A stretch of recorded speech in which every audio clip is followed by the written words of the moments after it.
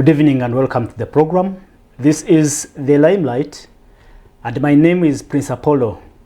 Now, on 1st December 2024, just a day away, Uganda will join the whole world in commemorating World AIDS Day, a day that was that is always commemorated in raising awareness about the AIDS pandemic, but also reflecting on the achievements so far made in combating the disease.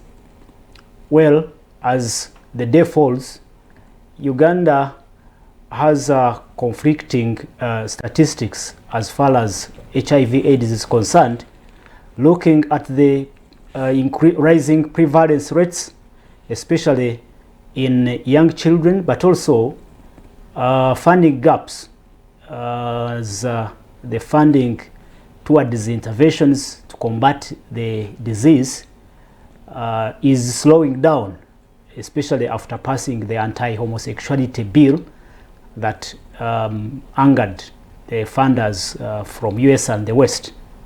Now we ask questions, how best can we get out of this situation, especially focusing on financing towards those interventions to fight the HIV virus. On the program this evening, I've been joined by Flavia Chomkama, and Chomkama is the Executive Director for Action Group for Health, Human Rights and HIV/AIDS. This is a non-profit organization that, of course, supports policy and financing in the line with combating the HIV/AIDS. Flavia, you're welcome to the Limelight. Let's go straight to the topic of financing towards fighting HIV/AIDS. After the funds the funding was cut, some of the funding was cut after passing the anti-homosexuality bill, which was later enacted into a law. How or what is the status of funding now towards combating AIDS? Good evening, viewers. Thank you, Prince Apollo, for hosting me on this Limelight show. I am Chomkama once again, and I work for Action Group for Health, Human Rights and HIV/AGA. We are found in Kagoma.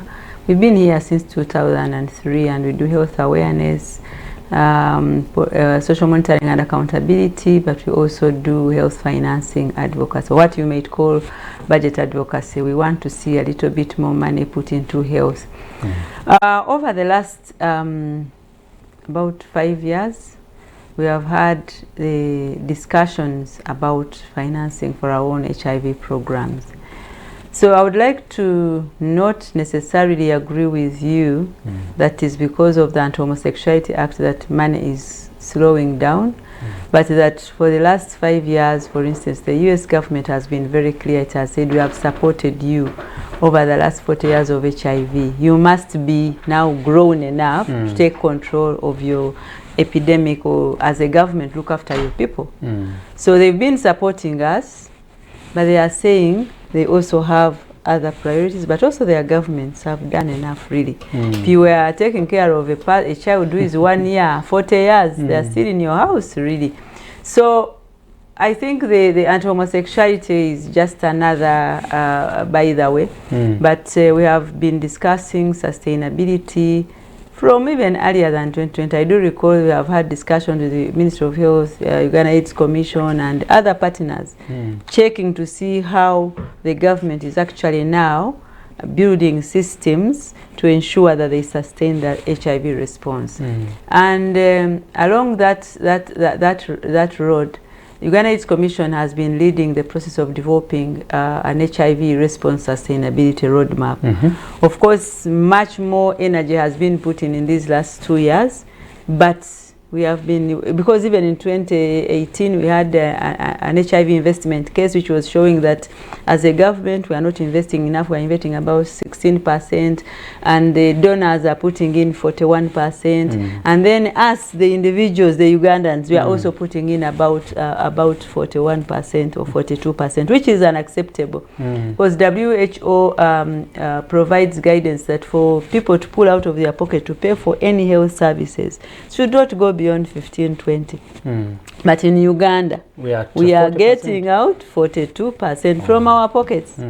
Yeah, so it is unacceptable that a country that has oil, gold, limestone, has tin, has coffee, is actually allowing its people to continue to be a disease away from poverty, in the words of our executive director, because it will only take a serious disease for any family in Uganda, the majority of Ugandans, to fall into poverty. Because if you just get 20 million to go to India, that is your end, because you have sold your house, you have sold your TV, you have sold everything to be able to, if you are lucky enough to get people to contribute for you, or if you have a little money you have saved, that's possible. But a majority of Ugandans, they're just a disease away from poverty. And so it's not really, the Anti-Homosexuality Act comes at a time when maybe even the people, it's like you are pushing already a failed tree. It has already been cut and it's just waiting for the wind. So the wind comes and pushes. You said in the last 5 years we have been struggling with funding gaps. Yes? Are we getting any better in, putting into place mechanisms to somehow support these HIV intervention programs or not? Yes, I think we are moving on the right track. As a government, there are several interventions. We have state-of-the-art laboratories that the government has built in many places in the country, and they are helping to to work on the HIV testing, looking at all the other cases of liver and TB and kidney. Those things we are trying to see, but also we see with cancer. We have radiation, we have a radiation machine. I think government is putting in place. We also have for HIV, we have CIPLA, quality chemicals, which are producing antimalarials, and by some also other local manufacturers producing antibiotics and other medications. And the donors are even supporting, for instance, PEPFAR. 2 weeks ago, they informed us that for them, in order to support local capacity initiatives and growth, they are starting to give like 40% of their money, which is meant to buy commodities, to be bought, those commodities to be bought here. So they are already buying here, which means they are adding to the money that the factories are using to ensure that they are they are able to produce more and sell to the region. Because Quality Chemicals told us that they are now registered in 33 countries, and they are already supplying ARVs and other medication to 13 countries in Africa. So what better way to appreciate that actually the government is trying to be sustainable, and that the donors themselves who are investing in us are starting to say, now go on. But also the issue about sustainability is now that the government is starting to talk about the community health strategy, or the community strengthen the community health department, which is looking at health promotion and disease prevention. Much of the HIV investment over the last years, about 80% of the investments has been by partners, and a lot of it has been on ARVs or medication. So there is a feeling that we need to now put more in prevention, because if we continue the way we are, the HIV incidence is still here. We have 38,000 new infections last year, and adolescents, 12,000 of these 38,000 adolescents and young women. And so it becomes problematic if we don't start thinking about what the community is about. That's what I wanted to ask you about, whether the little or inadequate funding that is available is put in, to good use, in those priority areas. So right now, as the government, we had the health promotion and disease prevention annual conference. We also had the all partners community health, all community health partners retreat, and we were discussing on how to strengthen community systems. How would we strengthen our support groups? How would we regulate the community health insurance? How would we regulate the cooperatives and ensure that the cooperatives are working towards health, so that we are looking at prevention of diseases. We are looking at HIV, we are looking at syphilis, we are looking at hepatitis, we are looking, so education, mobilization for services is paramount. But it also means that we need to have a steady flow of services being delivered. So if they are going to go and promote and mobilize communities to demand services, we must have commensurate services delivered by the government and partners. But also would like to see regulation of private health facilities, which are asking exorbitant prices, and we would like to see more towards national health insurance scheme. Of course, it's still on the table 22 years later, since it was tabled in 2002. Up to now, we don't have it. All our neighboring countries do have it. We have to start somewhere. So we would implore that the government, the cabinet where the bill now is, should work on it in haste, so that we start the process of having a national health insurance scheme, because it will allow people to get the services in equitable and in a quality, but also equitably, because even the poor, the rich, the far off will get the services, because the national health insurance scheme allows us to invest in an institution, not in parallel. It's a pool. So they will say, if we want infrastructure like for the lab, they buy for lab and across the country. If it is for medicine, they buy medicine for everyone. If it is, I know there will be some challenges at the start, but over time it will improve. And we know that wherever health insurance has been, it is never a private matter. It is a government's role to provide us health services, social services, education, health.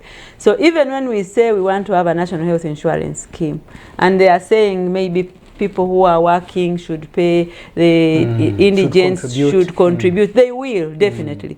But the biggest proportion, even what people will contribute, won't be sufficient.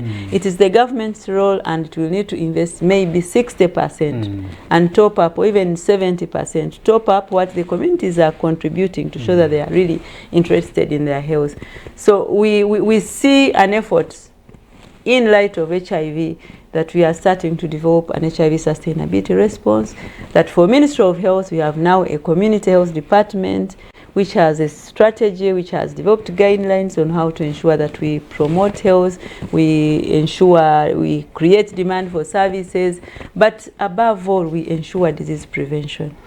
Okay, let's look at the critical services, which especially the AIDS patients need, for instance, the ARVs or other services, amidst this challenge of funding gaps. How accessible are these services? Do we have a challenge? Are we in a crisis? What is your opinion from your experience? From my experience, in light of treatment, we have not had any complaints.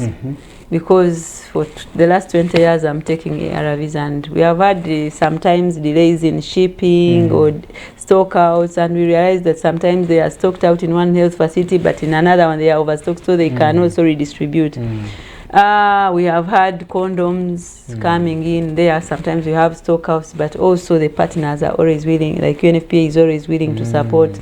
And also the Global Fund is willing to support. We are looking at prevention strategies, the long-acting cabotegravir, which is a preventive, where people take injections, so that even if they engage in risky behavior, they do not get HIV. We have prevention or pre-exposure prophylaxis, which is also for prevention for those who are negative and they believe they are at risk, like the sex workers, those who are in places where there is blood. We also have post-exposure prophylaxis, those who are raped or in accidents, and they find that blood has, we have had the services. HIV testing, the kits have always been here, and occasionally we have stockouts, but they are not for a long time. Serious. They are. Then we also have pediatric care. We have medications for the babies, for the mothers to prevent transmission. We have also the antenatal care services, and we have also working with the communities. The government is working with the community expert patients, is working with the mother mentors, father mentors to support people to access these services. The services are there. And right now we have about 1.492 people living with HIV, 1,492,000 people living with HIV, and we have 1.2 million who are getting ARVs. So the other 200 are those who are still there, who have not tested themselves, who don't know whether they are positive. They are just there. They are not yet sick. Or maybe they are sick, but they have not done the test, and so they don't know. So the government has done the mosquito nets. They have been delivered. I think you have had these campaigns where they've been taking. There's been sprays in dual residue or whatever spraying. We have had TB custody. There are campaigns to eliminate TB, and we have the medications. We haven't had. We don't have a lot of complaints about supplies. We have them. Our complaint maybe is that if we really want to develop sustainability, we need to get our local manufacturing companies like Quality Chemicals to be supplying us. For ARVs, we don't, because here Quality Chemicals produces for a person per year $18, and yet where they buy it is $11. It's expensive here. It's quite expensive, so the partners are saying we cannot be buying expensively.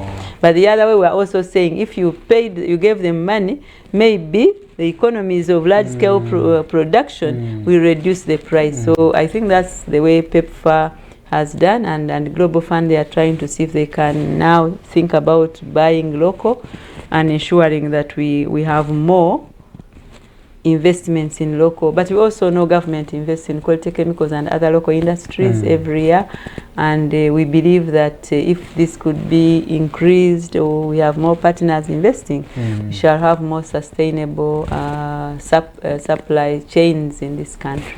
Finally, in 3 minutes, let's talk about the rising prevalence of HIV cases, and how serious is it? Over the years, the HIV incidence, which is the annual new infections, is on a decline. We are now, we said we are from the 18,000 those years. Now we are at 38, from 1.8 or something. That was very high. Now we are at 38,000 per year. We do realize that HIV prevalence will definitely increase or stagnate because people are not dying. The fact that us who are HIV positive, we are taking our medication well, we are living longer. So definitely it will stagnate, but should be reducing because the population is increasing.